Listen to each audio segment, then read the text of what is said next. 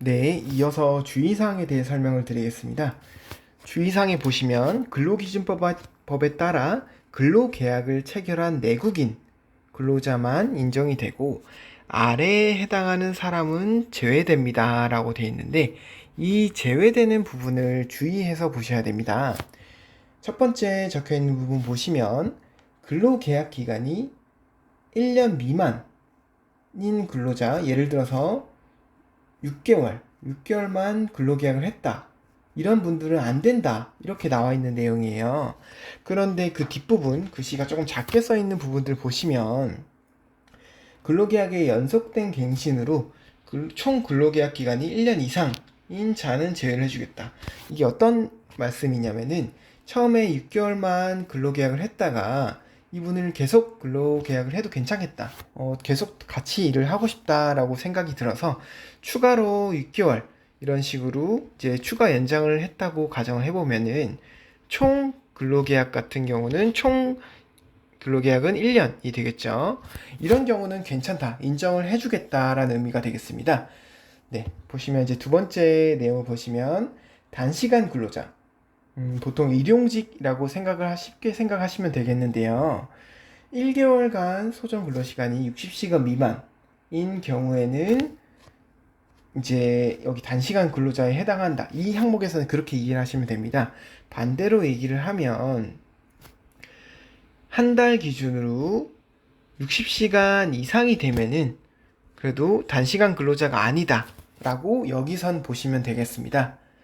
자, 세 번째 항목 보시면은 대표자의 원장님은 당연히 제외가 되겠고 원장님의 배우자는 실제로 병원에 근무하시더라도 그 세제 혜택은 받으실 수 없다는 점 꼭 기억하셔야 되고요.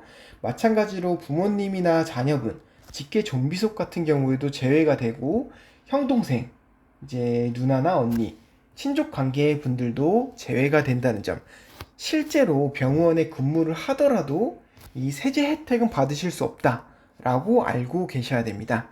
자, 네 번째 항목 보시면은 신고가 안 된 근로자, 이건 제가 적어 놓은 표현인데요. 이제 세법에 적혀 있는 표현은 뒤에 적혀 있는 작게 글씨가 적혀 있는 부분입니다. 근로소득세를 원천 징수한 사실이 확인되지 아니하고 국민연금이나 건강보험 중 어느 하나의 납부 사실도 확인되지 아니하는 자라고 적혀 있는데 좀 어렵게 적혀 있죠. 쉽게 얘기하면은 일반적으로는 저희가 원장님께서 병원에 이제 그 직원을 채용을 하게 되면 당연히 4대 보험 등록을 하게 될 거고요. 또 직원들 소득세를 국가에 납부해야 되니까 소득세 원천 신고도 국가에 이제 하게 되고 보통 세무대리인을 통해서 납부서를 받으시게 될 거거든요.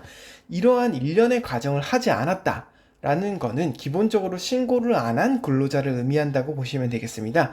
즉 신고를 안 한 근로자는 인정을 해주지 않겠다 라는 의미로 보시면 되겠고요. 파견 근로자 같은 경우에도 이제 인정받지 못한다고 알고 계시면 되겠습니다.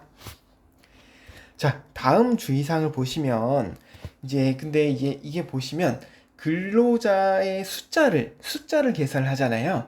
그런데 숫자를 계산을 할 때 연도말 근무 인원이 아니고 매월 말, 뭐 1월, 2월, 3월 각 월 말에 근무 인원을 합산해서 전체 사업 연도 수, 예를 들어서 12개월로 나누어 판단합니다.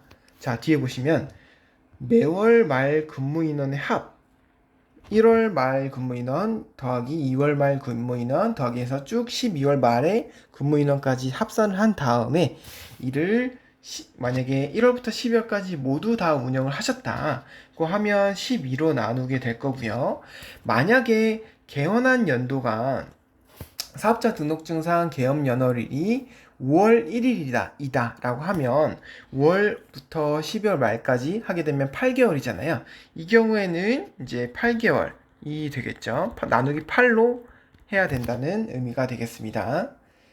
자, 이제 세 번째 주의사항을 보시면은 이제 2020년에 개원을 했을 때 올해 2020년에 개원을 한 경우를 말씀을 드리면 이 법조항 자체가 직전 사업연도, 전년도보다 올해 더 증가해서 더 많이 고용을 한 경우에 혜택을 주는 조항이잖아요. 그런데 올해 2020년에 개원하시게 됐으면은 당연히 직전 연도 상시 근로자 수는 0명으로 보게 되겠습니다. 이렇게 2020년에 개원한 경우는 기본적으로는 0명인데 주의하셔야 될 거는 그 다음이에요. 여기 분홍색으로 적혀 있는 부분을 주의하셔야 됩니다.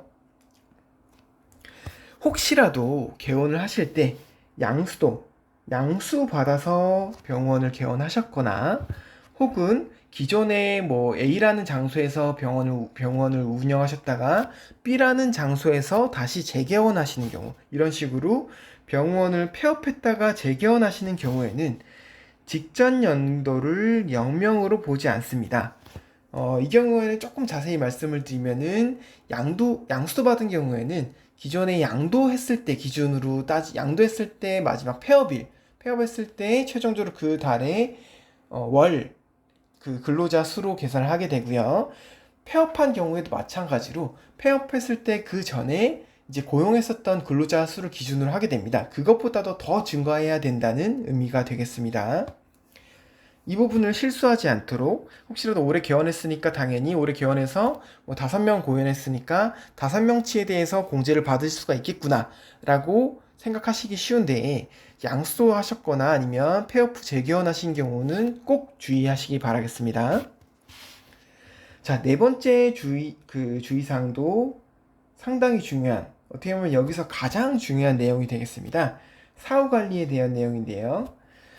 공제받은 첫 해 이후에, 예를 들어서 2020년도 기준으로 이제 공제를 받으셨고, 그러고 나서 그 다음 2개년도 2021년, 2022년에 전체 상시 근로자 수랑 이 두 가지를 다 보셔야 됩니다. 청년 근로자 수, 이 두 가지가 하나라도 감소를 한 경우에는 이제 보시면은 남은 공제 기간 동안 공제를 받으실 수가 없고, 또 이제 국가가 정해놓은 일정 산식에 따라 기존에 환급받았던 금액을 일부 추가 납부해야 된다는 내용입니다.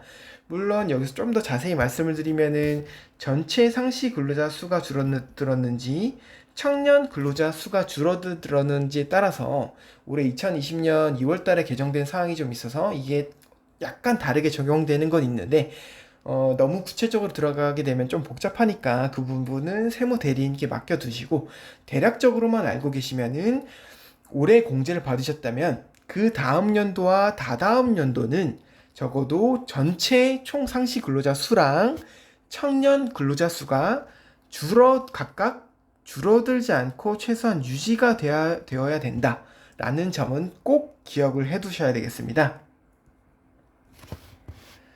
만약에 줄어들게 되면은 남은 기간, 만약에 올해 받았으면은 다음 연도나 다다음 연도는 공제 못 받으실 수가 있고요. 또 다음 연도에 일부 환급된 금액에 대해서 그 국가가 정해놓은 산식에 따라 다시 토해내야 된다는 점은 꼭 기억을 해 두셔야 되겠습니다. 그리고 드문 경우지만 폐업을 한 경우에도 인원 감소에 해당하기 때문에 이 경우에도 꼭 주의를 해 주시길 바라겠습니다.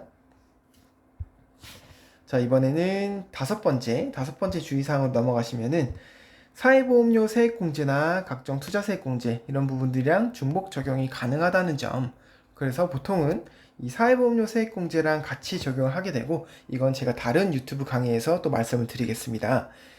자, 마지막 주의사항을 말씀을 드리면은 그 공제받은 금액의 20%는 농어촌 특별세라고 해서 일부는 국가에 다시 세금으로 납부를 하게 되어 있습니다.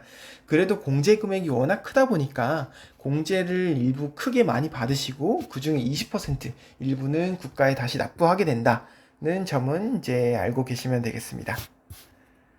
그리고 근거법령은 제가 지금까지 말씀드렸던 내용을 이제 법령에서 어떻게 나와 있는지를 적혀 있는 부분인데요.